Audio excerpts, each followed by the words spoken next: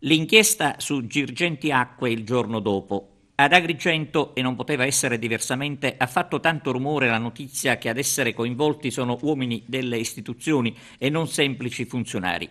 Riguardo l'inchiesta, per dirla come un inviato di un quotidiano regionale giunto ieri ad Agrigento, c'è dentro di tutto e il contrario di tutto. A fare scalpore non è tanto il nome del papà di Angelino Alfano, ministro in carica, ma quello del prefetto di Agrigento Nicola Diomede, rimosso proprio oggi dal Consiglio dei Ministri.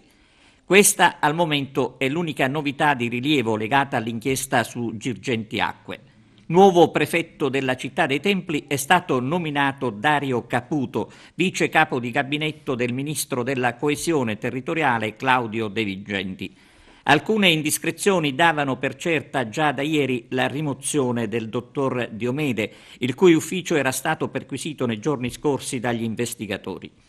Ricordiamo che tra gli indagati figurano anche diversi parlamentari nazionali e regionali, tra cui l'ex presidente della regione Raffaele Lombardo e poi avvocati, funzionari di importanti enti pubblici e giornalisti che operano nel capoluogo agrigentino.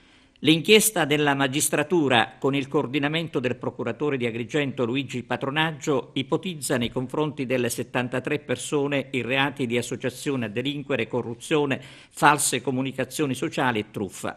Tutto sarebbe legato al cosiddetto assumificio, un termine usato a suo tempo a proposito di Girgenti Acque dall'ex procuratore aggiunto di Agrigento Ignazio Fonso.